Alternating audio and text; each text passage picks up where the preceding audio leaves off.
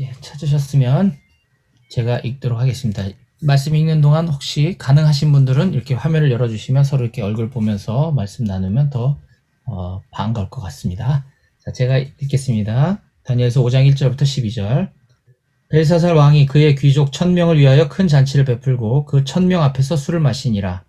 벨사살이 술을 마실 때에 명하여 그의 부친 느부갓네살이 예루살렘 성전에서 탈취하여 온 그 문 그릇을 가져오라고 명하였으니 이는 왕과 귀족들과 왕후들과 후궁들이 다 그것으로 마시려 함이었더라. 이에 예루살렘 하나님의 전 성소 중에서 탈취하여 온 금그릇을 가져오매 왕이 그 귀족들과 왕후들과 후궁들과 더불어 그것으로 마시더라. 그들이 술을 마시고는 그 금은 구리, 쇠, 나무, 돌로 만든 신들을 찬양하니라. 그때 사람의 손가락들이 나타나서 왕궁 촛대 맞은편 석회벽에 글자를 쓰는데 왕이 그 글자 쓰는 손가락을 본지라. 이에 왕의 즐기던 얼굴빛이 변하고 그 생각이 번민하여 넓적다리 마디가 녹는 듯하고 그의 무릎이 서로 부딪힌지라.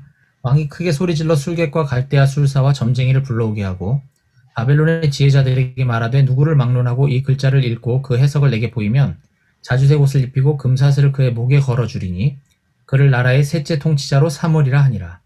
그때 왕의 지혜자가 다 들어왔으나 능히 그 글자를 읽지 못하며 그 해석을 왕께 알려주지 못하는지라. 그러므로 벨사살 왕이 크게 번민하여 그의 얼굴빛이 변하였고 귀족들도 다 놀라니라. 왕비가 왕과 그 귀족들의 말로 말미암아 잔치하는 궁에 들어왔더니 이에 말하여 이르되 왕이여 만수무강하옵소서. 왕의 생각을 번민하게 하지 말며 얼굴빛을 변할 것도 아니니이다. 왕의 나라에 거룩한 신들의 영이 있는 사람이 있으니 곧 왕이 부친 때에 있던 자로서 명철과 총명과 지혜가 신들의 지혜와 같은 자니이다. 왕이 부친 느부갓네살 왕이 그를 세워 박수와 술객과 갈대아 술사와 점쟁이의 어른을 삼으셨으니 왕이 벨드사살이라 이름하는 이 다니엘은 마음이 민첩하고 지식과 총명이 있어 능히 꿈을 해석하며 은밀한 말을 밝히며 의문을 풀 수 있었나이다.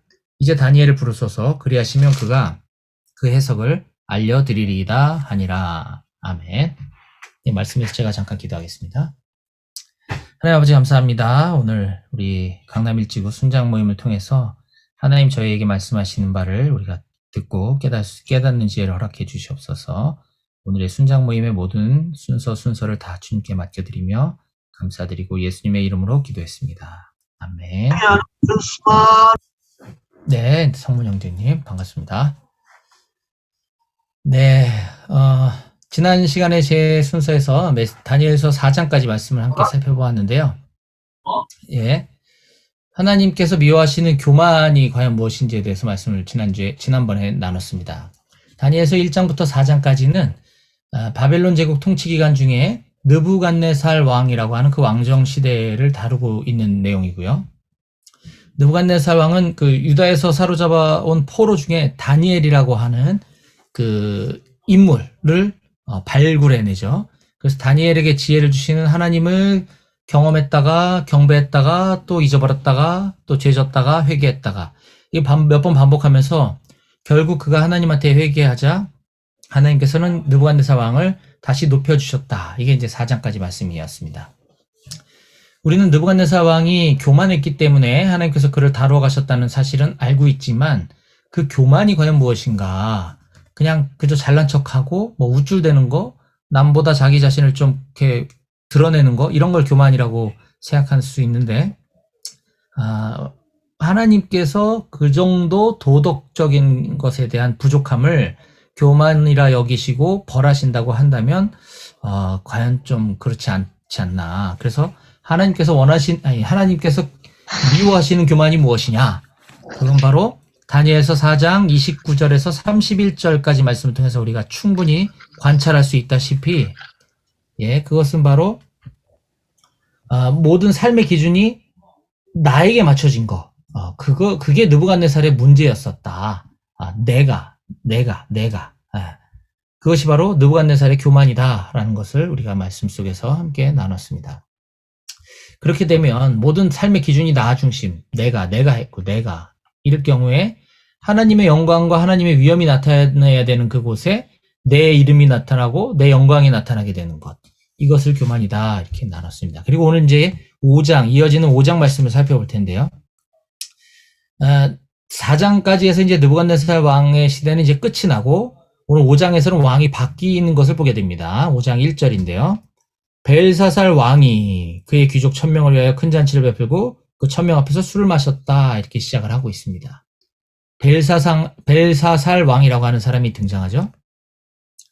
예, 오늘 저는 이제 이 벨사살 왕의 시대가 기록되어 있는 다니엘서 5장의 앞부분을 살펴볼 겁니다. 다음번에 이제 뒷부분 살펴볼 건데, 오늘 이 앞부분의 말씀, 아까 읽었던 12절까지 말씀을 보면서 아무도 기억해주지 못해도 라고 하는 제목으로 말씀을 좀 나누려고 합니다. 아무도 기억해주지 못해도. 오늘 이제 새로운 왕이 등장했다 그랬죠. 우리가 흔히 느부갓네살 왕의 아들 벨사살 왕 이렇게 이해하기 쉬운데, 왜냐하면 성경에서는 그렇게 표현된 듯이 보이니까요. 그런데 우리가 이 부분은 역사적 배경을 좀 알아야 성경을 제대로 이해할 수가 있습니다. 원래 역사를 보게 되면 느부갓네살 왕과 벨사살 사이에는 4명의 왕이 더 있습니다. 4명. 근데 그 중에 일부는 성경에 그 이름이 기록되기도 했고 또 일부는 안 기록되기도 했죠. 근데 그 4명이 재위 기간, 왕으로 이렇게 있은 기간이 너무 짧고 또 특히 이 다니엘서에서는 그 사람들은 별로 중요하지 않기 때문에 훅 건너뛰고 벨사살의 이야기로 그냥 넘어간 것 뿐이지 느부갓네살 아들 벨사살은 아니다 라는 것을 우리가 먼저 좀 알 필요가 있습니다. 그 4명, 중간에 껴있던 4명이 누군지를 좀 간략히 좀 언급하고 넘어가면요. 우선 느부갓네살 왕은 BC 562년에 사망했습니다. BC 562년에 사망하고 그의 아들이 왕위를 이어받아서 2년간 통치를 하게 됩니다. 그 아들의 이름이 누구냐면 어떤 역사책에서는 아멜 마르둑이라고도 하고 어떤 책에서는 아벨 마르둑이라고 하는데 뭐 아멜 마르둑, 아벨 마르둑 뭐 같은 사람입니다. 그런데 그게 중요한 게 아니라 그건 역사책에 기록된 인물이고 우리 성경에서는 그 아멜 마르둑 또는 아벨 마르둑을 에윌 무로닥이라고 기록하고 있습니다. 에윌 무로닥은 들어보셨죠? 네, 이게 어디 나오냐면 열왕기하 25장 27절에 나옵니다. 열왕기하 25장 27절을 시간이 없으니까 제가 그냥 뚝딱뚝딱 읽겠습니다. 열왕기하 25장 27절. 유다의 왕 여호야긴이 사로잡혀간 지 37년 곧 바벨론의 왕 에윌무로닥이 즉위한 원년 12월 그달 27일에 유다의 왕 여호야긴을 옥에서 내놓아 그 머리를 들게 하고 라고 우리 성경 역사가 기록되어 있는 우리 성경인 열왕기하에 보면 거기 에윌무로닥이 즉위한 원년 12월 27일에 어떤 일이 있었다라고 이야기하는데 이것이 바로 BC 아까 562년을 말하는 것이죠. 이 에윌무로닥이 느부갓네살의 뒤를 이은 그의 아들 아멜 마르둑, 역사에서는 아멜 마르둑이라고 기록된 왕입니다. 이 왕이 2년밖에 통치하지 않았을 때 그의 매부, 즉 여동생의 남편이죠. 네리글리살, 이름도 어려워요. 네리글리살, 매부인데 네리글리살이 무력 항쟁을 일으켜서 그를 왕에서 쫓아내고 왕위를 빼앗게 됩니다. 매부가. 그렇게 왕권을 찬탈한 네리글리살을 우리 성경에서는 네르갈 사레셀이라고 표기하고 있습니다. 네르갈 사레셀. 이 이름은 조금 낯설지 않나요? 성경에 별로 비중 없이 그냥 훅 지나갔던 인물 중에 하나인데 예레미야 39장 1, 2, 3절을 제가 빠르게 읽어드리겠습니다. 예레미야 39장 1, 2, 3절. 아까 열왕기하는 역사서고 예레미야는 선지서기 때문에 같은 시대에 있었던 일인데요. 예레미야 39장 1, 2, 3절을 보면 유다의 시드기야 왕 제9년 10째 달에 바벨론의 느부갓네살 왕과 그의 모든 군대가 와서 예루살렘을 에워싸고 치더니 시드기야의 제11년 넷째 달 9째 날에 성이 함락되니라. 예루살렘이 함락됨에 바벨론의 왕의 모든 고관이 나타나 아직까지는 지금 느부갓네살을 얘기하는 거죠. 중문에 앉으니 곧 네르갈 사레셀과 삼갈레부와 내시장 살스기민이 네르갈 사레셀은 궁중 장관이며 바벨론의 왕의 나머지 고관들도 있더라 라고 하면서 여기 네르갈 사레셀이라고 하는 사람을 살짝 언급합니다. 네르갈 사레셀은 궁중 장관이었다. 느부갓네살 왕 재임 시절에 이게 바로 느부갓네살의 아들의 매부인 거예요. 관계가 역사적으로. 어쨌든 그 네르갈사레셀이 그 이제 왕위를 빼앗게 되는 거죠. 이 네리글리살 혹은 네르갈사레셀은 4년 정도 통치를 하게 됩니다. 아까보다는 조금 길긴 하지만 4년이라는 시간을 왕으로 재위하다가 그가 죽고 그의 아들에게 왕위가 계승되는데 조금 일찍 죽었는지 늦둥인지 잘 모르겠지만 그의 아들이 미성년자, 좀 나이가 어렸다 그래요. 그 이름이 누구냐면 라바시 마르둑. 라바시 마르둑이라고 하는 어린 왕이 어쩔 수 없이 아버지가 죽는 바람에 왕위를 계승하게 되죠. 근데 미성년자인 이 어린 아들이 한 3개월 정도밖에 왕의 자리에 앉아있지 못합니다. 3개월 후에 있다가 이모부 중에 하나인 나보니두스라고 하는 이모부에게 암살을 당하게 됩니다. 이게 정말 피해 숙청과 이 가족들 간의 왕위 찬탈전이 막 치열한 걸 볼 수가 있죠. 이모부가 그 조카를 암살하고 자기가 왕이 되는데 그가 바로 나보니두스라고 하는 사람이에요. 나보니두스.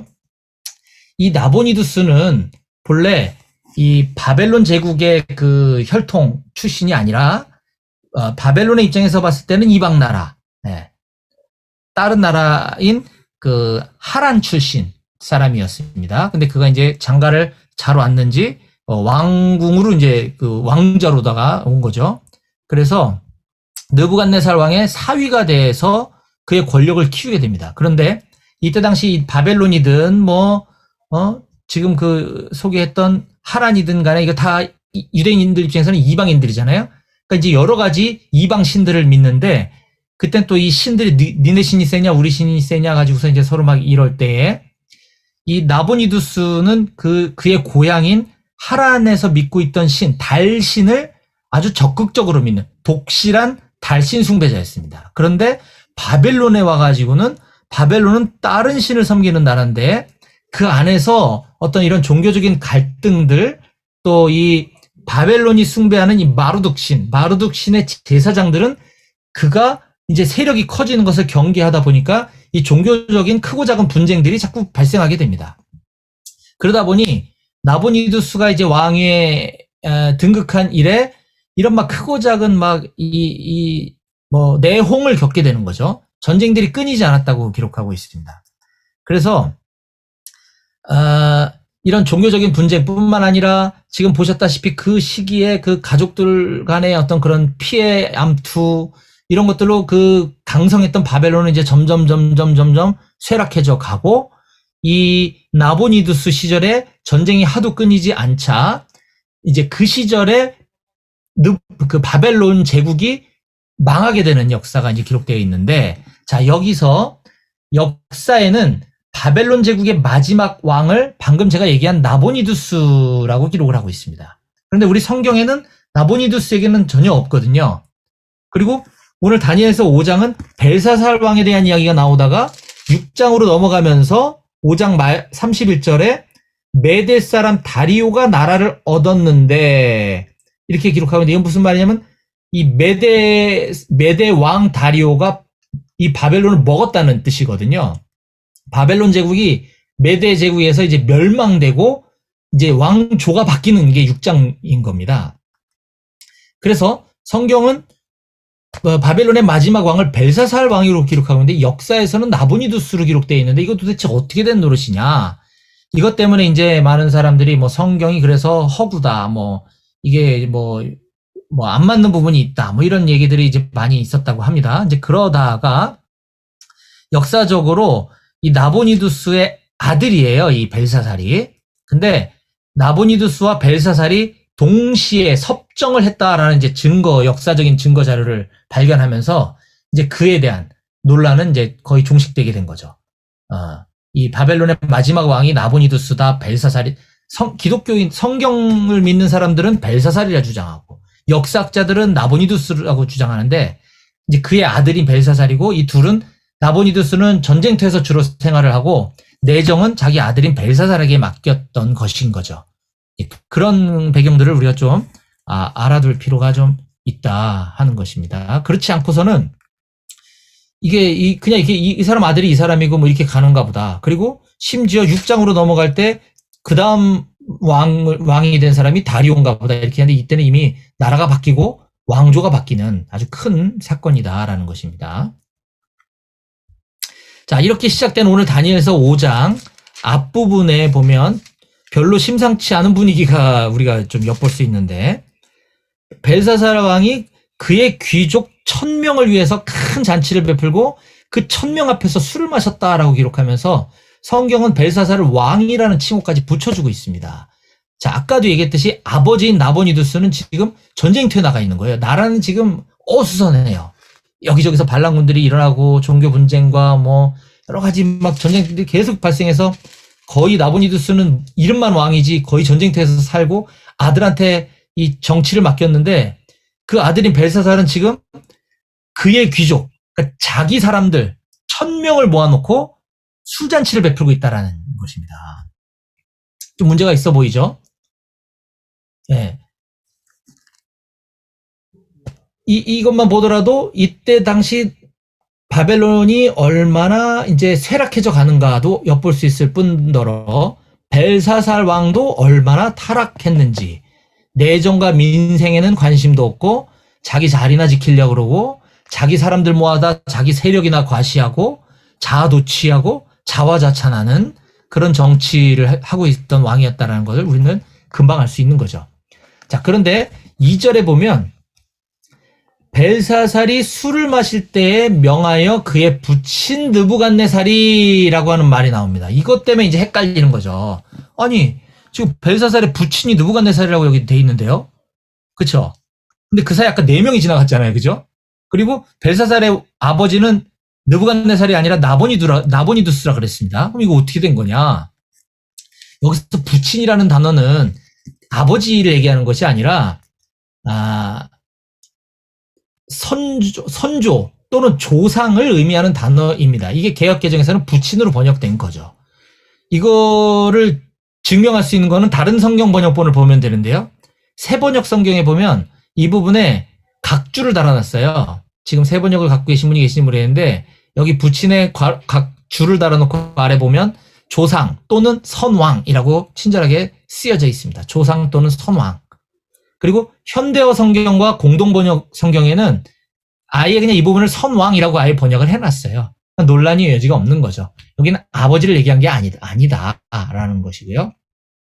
어쨌거나 지금 이 벨사살이 술이 이제 건화하게 들어가고 취기가 오르자 이 객기가 좀 크게 발동을 합니다. 2절 보겠습니다. 2절.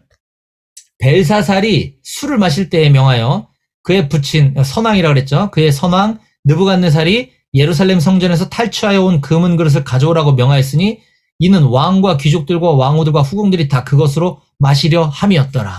자, 왜 그랬을까요? 술 마시다 말고 뜬금없이 왜 그의 선왕 느부갓네살이 예루살렘에서 탈취해왔던 금은 그릇을 가져오라고 해가지고 야 우리 야 이거 치고 여기다가 술 따라 먹자. 지금 이러고 있는 거죠. 네. 우리 학창 시절에 뭐 이렇게 뭐 무슨 뭐 파티 같은 개강 파티, 종강 파티 저 같은 경우는 특히 뭐 얼차례 끝나고 나면 뒤풀이 해준답시고 잔 돌리다가 야 이거 다 치우고 저기 냉면 대접 가져와라. 죄송합니다. 비유가 좀 거시기해서 그러하고는 좀 안 맞지만 어쨌든 지금 마시는 술잔 다 물르고 저거 갖고 와라라고 얘기하는데 왜 그랬을까요? 이 벨사살과 그의 아버지 나보니두스는 아까도 얘기했듯이 이 대페르시아 제국을 그 일으킨 전통 페르시아 혈통 사람이 아니라 그랬죠. 그렇죠? 이방 나라에서 들어온 사람이라 그랬어요. 직계 존속이 아니에요. 그 믿는 신이 서로 달랐단 말이죠. 그런데 자기들이 그 전에 있던 나라에서 하란에서 믿었던 달신을 지금도 독실하게 믿고 있다 그랬잖아요. 그러니까 이 사람들은 신에 관심이 많은 거예요. 그렇다고 술 먹다가 자기 사람들 모였다고 객기 부려가지고 지금 바벨론인데 여기가 내가 바벨론 왕인데 바벨론 사람들 대부분의 믿는 국교 같은 야 저 마루둑 그 저기 그 제사장한테 시켜갖고 거기 그 제사상에 올리는 술잔 가져오라 그래라. 이랬다가 난리가 나겠죠. 그렇게 못하는 거예요.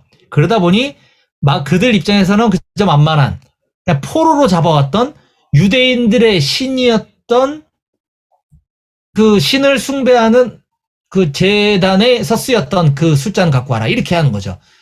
이 유대인들 또 우리로서는 이 하나님을 모독하는 행동이지만 이 사람에게는 그렇게 하나님이라는 신이 별로 중요하게 생각되어지지 않았다. 하찮게 여겨졌었다. 자, 그런데 여기 2절에 벨사살이 술을 마실 때에 라고 이렇게 표현된 표현이 여기 재밌는 게 재밌는 게 아니라 심각한 게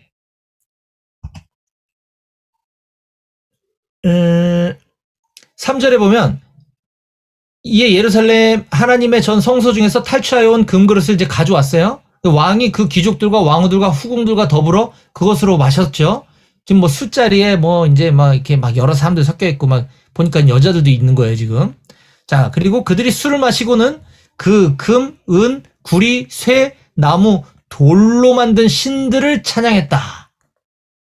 네, 이 정말 우상 숭배가 절정에 달하고 하나님을 엄청 모욕하는 이런 장면인데 이게 그냥 술 먹다가 그냥 재미로 한 것이 아니라 여기도 보면 그냥 술을 마실 때라고 번역된 부분이 영어 성경 중에서도 NRSV 성경을 찾아보니까 이렇게 묘사하고 있더라고요.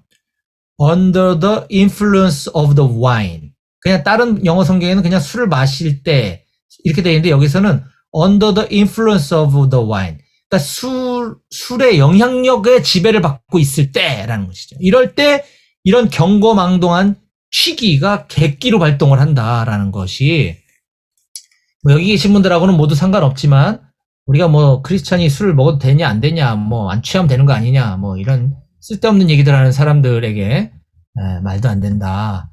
술을 어떻게 자기가 절제해서 먹을 수 있겠나라는 것을 또 우리에게 보여주는 장면이 아닌가라는 생각이 좀 듭니다. 뭐 중요한 부분은 아닌 것 같고요. 자, 그런데 그때 이렇게 술 파티가 벌어지고 취기가 적당히 오르고 막 이렇게 자기 힘 막 과시하고 이럴 때 느닷없이 왕궁 벽에 손가락이 나타나서는 알 수 없는 나라의 문자로 어떤 글씨가 쓰여지는 것을 보게 됩니다. 5절에 그 내용이 있죠. 자, 그런데 이때 벨사살 왕은 뭔가 알 수 없는 압도적인 힘에 짓눌려서 아주 극한 공포심과 두려움을 느끼고 있는데 6절에 보면 그의 즐기던 얼굴빛이 변하고 그의 생각이 번민하고 넓적다리 마디가 녹는 듯하고 무릎이 서로 부딪혔다 이렇게 표현하고 있습니다. 그러니까 후들후들 다리가 달달달달달 떨리는 게 아마 눈에 보일 정도였던 것 같아요. 얼마나 무서웠으면.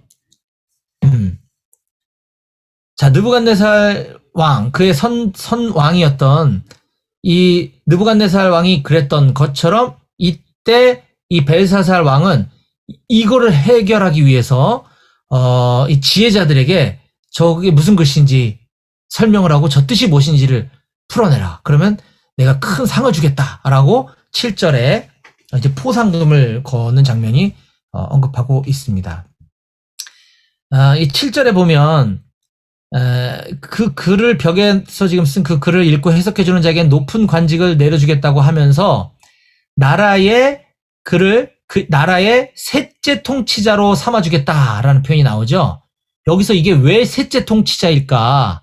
그게 바로 벨사살은 지금 현재 성경에서는 벨사살 왕 얘기만 계속 나오고 있지만 원래 그의 아버지 나보니두스가 원래 공식 왕이고 자기는 그냥 왕 노릇으로 그냥 하는 것이라서 자기가 2인자라는 거죠. 그래서 셋째 통치자라는 건 대단히 높은 자리에 올려주겠다라는 그런 뜻입니다.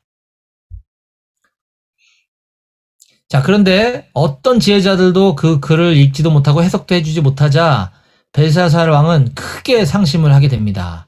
9절에 보면 벨사살 왕이 크게 번민하여 그의 얼굴빛이 변하였고 귀족들도 다 놀랐다 이렇게 기록하고 있는데 이 부분도 공동성경 번역을 보면 이때 분위기를 좀 잘 살려놓은 것 같아요. 공동번역의 9절을 이렇게 쓰고 있습니다. 벨사살 왕의 얼굴빛이 달라지며 당황하는 모습을 보고 고관들은 안절부절 못했다라는 겁니다. 그냥 벨사살 왕도 놀랬고 거기 있던 귀족들도 놀랐다. 이게 아니고 벨사살 왕이 저렇게 놀라는 걸 보고 그 자리에 함께했던 고관들이 안절부절 못했다. 이런 거죠. 지금 이제 술 파티가 이제 난장판이 된 겁니다. 이때 지금 벨사살이 왜 그런가 하면 이걸 알아야 되는데 이걸 아무도 모른다고 하니까 미치고 팔짝 뛰겠는 거죠. 그럴 때 정말 신의 한 수 같은 묘책을 들고 나타나는 한 여인이 있었으니 10절입니다. 왕비가 왕과 그 귀족들의 말로 말미암아 잔치하는 궁에 들어왔더니 이에 말하여 이르되 왕이여 만수무강 없어서 왕의 생각을 번민하게 하지 말며 얼굴빛을 변할 것도 아니니이다.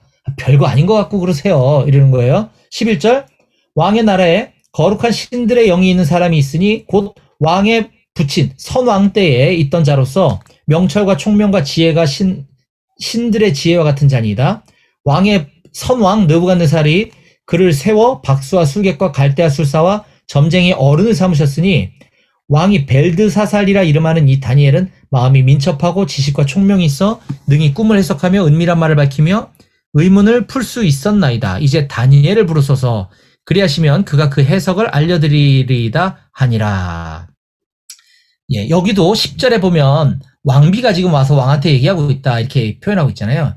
이것만 보면 또 우리가 헷갈릴 수가 있어요. 이게 벨사살 왕의 부인으로 오해할 수 있는데 이것도 그게 아닙니다. 그 벨사살 왕의 부인 왕비를 말하는 것이 아니라 정확하게는 태후를 말하는 거예요. 태후. 벨사살의 엄마죠. 엄마. 즉 나보니두스 왕의 부인인 거예요. 예? 왜 그렇게 보느냐. 첫 번째 지금 여기 지금 10절에 왕비라고 표현된 이 여인은 지금 이 술 잔치 자리에 참여하고 있지 않았어요. 분명.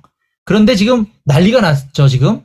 그때 왕이 부르지도 않았는데 왕 앞에 나올 수 있는 위치에 있는 사람은 왕비가 아닙니다. 그렇죠? 왕의 엄마 정도 되니까 이게 가능한 거예요. 자, 두 번째. 11절, 12절에 보면 벨사살 왕 자신도 알지 못했던 선왕 때 있었던 사건을 굉장히 자세하게 알고 있습니다. 자기도 모르는데 자기 부인이 그걸 알까요? 그렇죠? 네, 이거는 태후다, 어머니다. 세 번째, 결정적인 이유는 다른 성경 번역본들이 다 그렇게 번역을 해놨습니다. 감사하게도. 자, 새 번역 쉬운 성경, 우리말 성경, 현대인의 성경에서는 여기를 왕의 어머니가 라고 정확하게 번역하고 있고요. NLT하고 GNT 성경에는 The Queen Mother 이라고 쓰고 있습니다. The Queen Mother. 그리고 오히려 옛날 번역인 개역 한글. 그리고 현대어 성경에는 태후가 이렇게 번역하고 있습니다. 그러니까 대부분은 다 이렇게 알아듣기 쉽게 해놨는데 갑자기 개역 개정에서 왕비가 이렇게 하니까 지금 우리가 헷갈릴 뻔했어요. 네, 예전에 느부갓네살 왕 때에 한 시대를 풍미했었고 몇 차례 이제 그런 경험이 있었으니까 지금 같은 상황에서 느부갓네살 같았으면 다니엘 모셔오너라 했었을 텐데 지금 벨사살 왕은 다니엘이라고 하는 그 훌륭한 지혜자가 있었음에도 불구하고 그리고 불과 몇 년 전에 왕궁에서 그렇게 활약을 했었음에도 불구하고 전혀 그 사실을 기억조차 하지 못하고 있다라고 하는 사실입니다. 자, 이제 다음 회에 제가 그 뒤에 이제 다니엘이 나타나서 활약하는 모습을 본격적으로 말씀드릴 건데요. 다니엘은 비록 포로 신분으로 바벨론에 끌려왔지만 그냥 묵묵히 자기 일에 최선을 다했습니다. 우리가 알다시피. 그런 다니엘을 하나님께서는 지켜주시고 또 위기와 죽음 가운데서 건져주시고 보호해 주셨죠. 뿐만 아니라 한때 바벨론 제국의 최고의 관직에까지 오를 정도로 그의 명성은 대단했었습니다. 근데 시간이 지나고 흘러감에 따라 다니엘은 점점 왕궁에서 잊혀져 갔죠. 이제 더 이상 바벨론 제국에서 그 다니엘을 왕궁에 있는 사람들은 그 태후 말고는 기억하는 사람이 아무도 없었습니다. 자, 그 세월이 흐르는 동안 다니엘은 왕년에 지난 과거에 자기의 그 화려했던 삶들을 회상하면서 내가 지금 내 신세가 이게 뭐야? 라고 하지 않았다는 거죠. 왕년에 나 때는 한때는 내가 어땠는데 이러지 않았다는 것입니다. 가끔 제 직장에서 이렇게 만나는 소위 기독교인이라고 하는 분들 만나서 일터 선교, 일터 사역에 대한 부분들을 이야기를 나누고 또 그리스도의 제자의 삶에 대해서 이렇게 도전을 하다 보면 자기도 한때는 열심히 청년부 생활하고 선교 활동도 열심히 하고 교회 생활 봉사 열심히 했었다라고 말하는 사람들이 있습니다. 이걸 좀 더 의역하면 나도 한때는 너처럼 그랬었어. 나도 했었는데 좀 알아. 지금 네 기분이 어떤지 좀 알아. 근데 오래 못 갈걸? 뭐 약간 이런 뉘앙스도 있는 것 같아요. 그러면서 이제 결론은 너 대단하시니까 너나 열심히 하세요. 이거 지금 의역하는 거예요. 저는 의역. 약간 그런 분들을 많이 보게 됩니다. 우리 비비비는 어떤가요? 나도 한때는 전도 좀 했었는데, 나도 옛날에 왕년에 맨투맨 좀 열심히 했는데, 옛날에는 누구 때는 우리 모임이 어땠는데, 옛날에 우리 인도 선교 때는 어땠는데, 나도 옛날에는 왕년에는 이런 얘기 공공연하게 듣는 경우도 없지 않아 있는 것 같습니다. 몇 년 전에 제가 페이스북에서 이렇게 알게 된 어떤 BBB 출신의 선배 목사님이시라고 하는 분이 개인적으로 연락을 주셨어요. 아마 BBB 초창기 때 굉장히 열심히 사역하셨던 분이었던 것 같아요. 제가 이름을 잘 모르겠더라고요. 물론 저도 뭐 엄청 오래된 적은 아니니까. 근데 내용인즉슨 이제 제가 이제 거기 막 BBB 관련된 사역도 많이 올리고 하니까 얼마나 반가우셨겠습니까. 그래서 이분이 일터 사역에 대한 책을 썼는데 우리 모임에 와서 양재 모임에 와서 좀 책을 홍보하고 싶으시다는 말씀이셨어요. 제가 정중하게 이렇게 우회적으로 그거는 제가 혼자 결정하는 게 아닙니다. 저희 모임의 리더분들과 함께 상의해야 될 문제인 것 같습니다. 그리고 이제 저희가 이렇게 즉흥적으로 하는 게 아니라 이렇게 다 계획 안에서 이렇게 합니다. 라고 정중하게 이렇게 말씀드렸더니 그 후로 연락을 끊으셨어요. 아마 그분 입장에서 보면 그래도 대선배님이신데 새까만 후배로부터 인정받지 못하는 것에 대한 약간 섭섭함이 분명히 있으셨던 것 같아요. 제가 느끼기에. 네, 그런데 아무도 몰라주면 어떻습니까? 그렇지 않나요? 주님만 기억하고 계시면 되는 거 아닌가요? 사랑하는 여러분, 우리 반대로 이 다음에 훗날에 언젠가 지금 이 순간을 우리가 회상하면서 한때 우리 추억 속에 머물러 있지 않았으면 좋겠습니다. 우리의 지금의 이 헌신과 이 열심이 사람들에게 인정받기를 좀 구하지 않았으면 좋겠어요. 제가 자주 이야기하는 말 중에 저는 제가 유명해지지 않는 게 제 바람입니다. 정말 소원입니다라고 얘기하거든요. 왜냐면 그러면 우린 분명히 타락하고 죄에 빠질 것 같기 때문에 저는 우리 사랑하는 모든 순장님들이 사람들에게 인정받고 칭찬받지 않았으면 좋겠어요. 그리고 사람을 만나러 다닐 수 있는 힘이 있을 때까지는 그리고 우리가 말을 할 수 있을 때까지는 계속해서 지금처럼 주님 전하고 그리고 제자 삼고 이런 삶을 그냥 평생 묵묵히 걸어갔으면 좋겠습니다. 그렇게 사시기를 축복합니다. 아멘. 기도하시겠습니다.